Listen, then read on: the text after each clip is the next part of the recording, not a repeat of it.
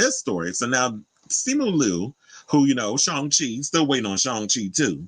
I don't know what's going on with that movie, but he's doing this Shark Tank-esque type show called Dragon's Den, which I never heard of. And I guess it's because it's a Canadian Shark Tank-esque type of a reality show. So whatever's on y'all Canadian TV channels, I have no idea. But he's raising alarm on a recent situation that happened, which is,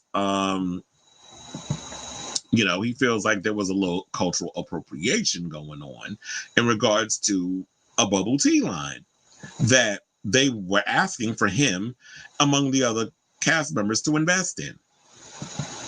So in the latest episode of Dragon's Den, Quebec City entrepreneurs Sebastien Fissette and Jess Frenette sought a $1 million investment from the Dragons in exchange for 18% of their ready-to-drink bubble tea business called Boba, B-O-B-B-A, described being their business as unique. The duo expressed a desire to sell their pre-prepared boba company to Pepsi for $1 billion within the next 5 years. Unfortunately for them, Shang-Chi actor Simu Liu is a guest dragon this season. And as the show's first Chinese-Canadian dragon, he actually knew enough. Did I say Chinese-Canadian? Oh, I said Chinese-Canadian. I hope I didn't say Chinese-American. Because he is Canadian. But they say he actually knew enough about the bubble tea to have reservations about what they're doing to this very... Well, he is part Asian. You would think... I'm not saying that all Asian people are alike. However,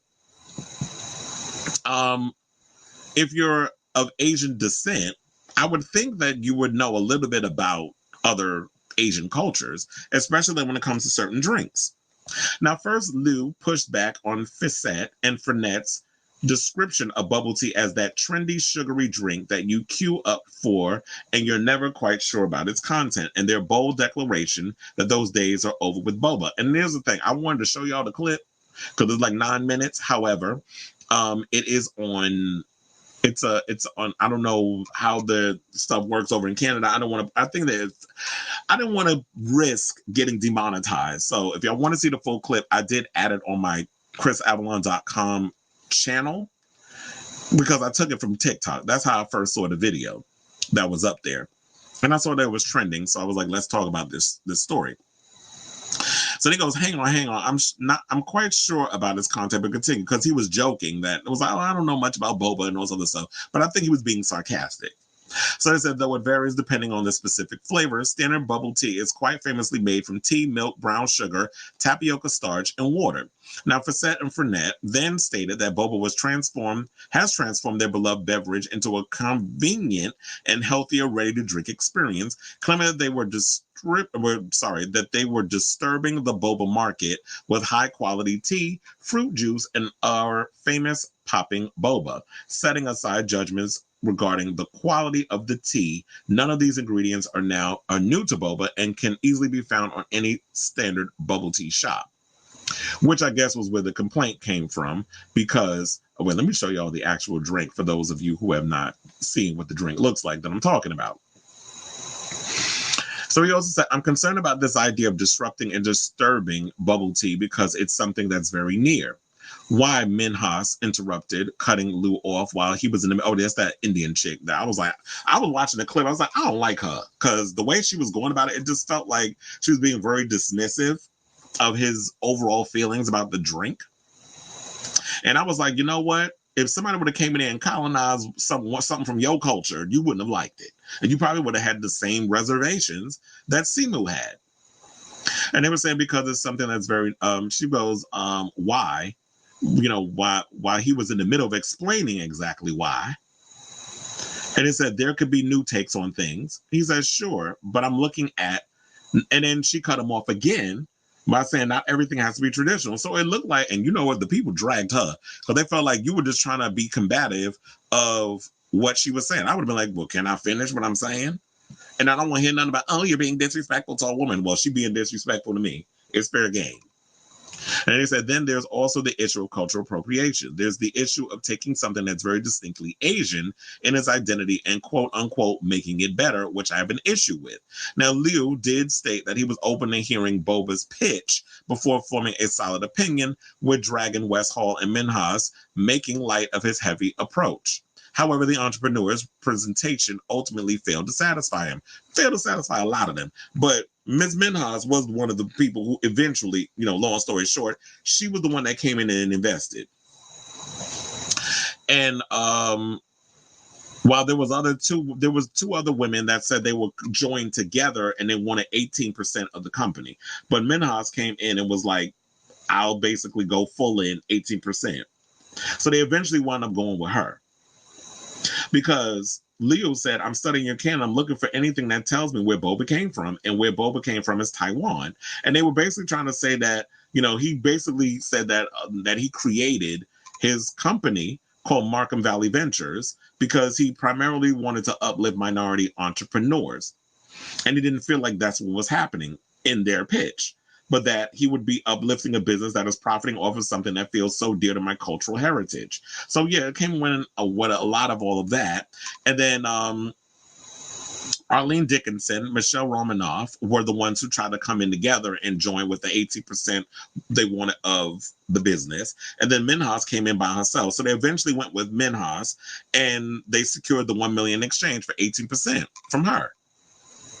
But let's get to what the people had to say on Twitter. Because, this is what one of them, because I want to show y'all the picture of the drink. They basically said, they done colonized Boba. I don't have the words. They appeared on one of these investor shows where Simu Liu appeared as a guest. He expressed his concerns with the product and he was literally shut down by all the judges. What the F? And, a lot of people was like, it was infuriating. And some people said, I saw it on TikTok, which is where I saw it. And I said, I won't be investing in this drink.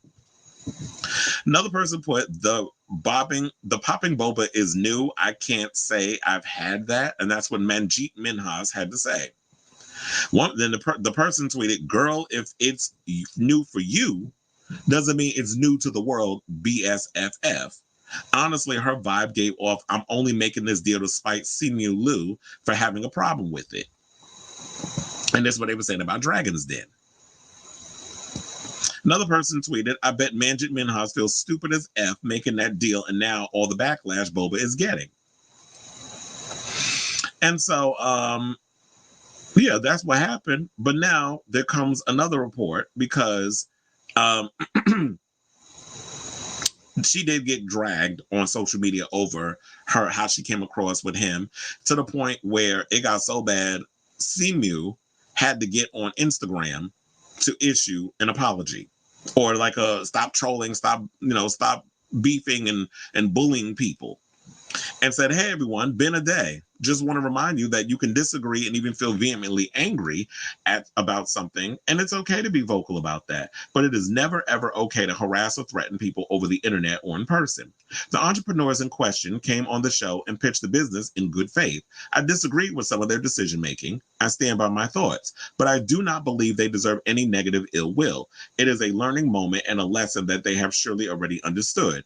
If we cannot engage in thoughtful and compassionate dialogue, nothing will change. And that is exactly, I'm glad that Simu came to that conclusion, because I do feel like that. I do feel like a lot of times people are so quick to jump on social media and bully and curse people out and call people names and tell you to go unalive yourself and all this other stuff whenever somebody does something that you disagree with. And I feel like we need to go back to a time where we can have disagreements with people, regardless of how painful it may come across.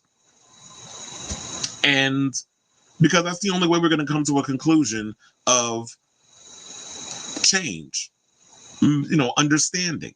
Like I've talked about it before, white people have racial blind spots, and it's not just with black people, it's with people of color in general. So while you're looking at this thing of, oh yeah, I'm going to capitalize on this thing because it's a way for us to make money and we're going to invest in it and it's this great thing, you're not looking at it as, oh, well, you're taking something that was originally created by Asian people and now you're trying to profit off of something. It comes across as colonizing. So white people got racial blind spots, and it's like, yeah, we need to point those things out with people and not be so quick to, harass or be negative or be, and all other stuff. But I will say all of this to wrap this up. They basically said that Manjeet, since the report of the online backlash, she withdrew her $1 million investment offer. And that was from TMZ, because I did look that. I was like, I need to know if there's a resolution with all of this other stuff. So apparently they wrapped it up. It is what it is. And I say all this to say, what do y'all think of this story? Will y'all be out here drinking that bubble tea drink? You know, I am a fan of bubble tea. I remember when I moved to LA like 5 years ago, I was drinking bubble tea like crazy because a friend of mine introduced me to it. I wasn't big on bubble tea when I was in New York. I don't even think it was a big thing when it was in New York. Maybe I wasn't paying attention.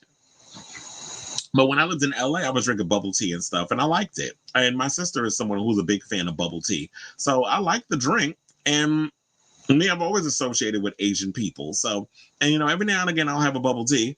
I mean, it's not my go-to drink of choice, but yeah, I was just feeling a little weird about it. I was very much on Simu Lu's side regarding this story. So let me know what you guys think of this story in the comments down below.